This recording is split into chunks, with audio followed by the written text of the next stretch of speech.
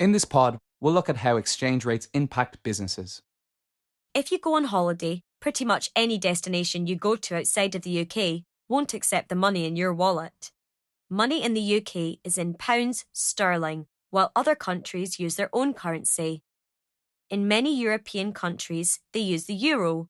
America uses US dollars. In Japan, they use yen, and so on. When you change your money from one currency to another, the amount you change it for is called an exchange rate. Exchange rates can be said to appreciate or depreciate. This simply means they get better or worse.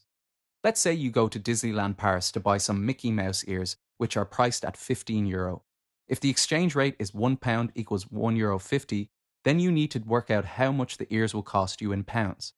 So you look at the exchange rate. If you're working backwards, like in our example, changing euros to pounds, you divide. If you're working forwards, so changing pounds to euros, you multiply. So, converting €15 into pounds means you divide by the exchange rate, which was £1 equals €1.50.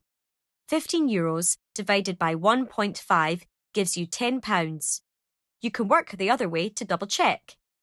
£10 multiplied by 1.5 gives you €15. Either way, for your Mickey Mouse ears, it will cost you £10. What does it mean if the exchange rate changes to £1 equals €1? Well, the €15 ears now cost you £15, because this time the calculation is simply €15 divided by 1, which is 15. This is worse for you. The product is exactly the same, but you're spending £15 instead of £10, more pounds for the same product, which is an example of depreciation, which means our currency is worth less. The French would disagree though. Their currency has got better. If they were on holiday here and bought a portion of fish and chips that cost £5, in the first example, this would cost them €7.50. This is because to work forward, we multiply. So to find out how many euros, we take pounds and multiply by 1.5. So, £5 times 1.5 gives €7.50. When the exchange rate then changed to £1 equals €1, they now only pay €5.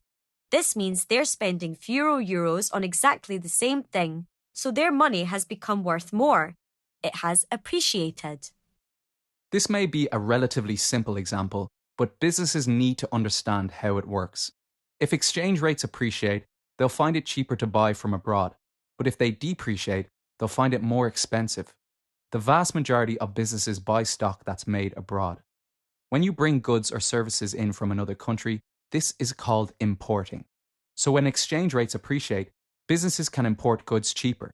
But if exchange rates depreciate, despite the fact the business has changed nothing and sells exactly the same product, their costs can rise. The problem here is they may become less profitable or may have to increase prices, which puts off customers. There is one benefit to exchange rates depreciating though. If your currency is now worth less, people in other countries find that it's cheaper to buy from you. Your currency isn't as valuable, so becomes cheaper to them. If this is the case, a business can try and export more, which is selling goods or services to businesses outside the country. All of this means that businesses must try and adapt. Supermarkets buy most of their products from abroad, so they're at risk as exchange rates are out of their control. In order to balance this risk, they could try to export more. This means if exchange rates depreciate, their imports may become more expensive, but they may be able to sell more exports. Lots of supermarkets now promote the fact that most of their products are made in the UK.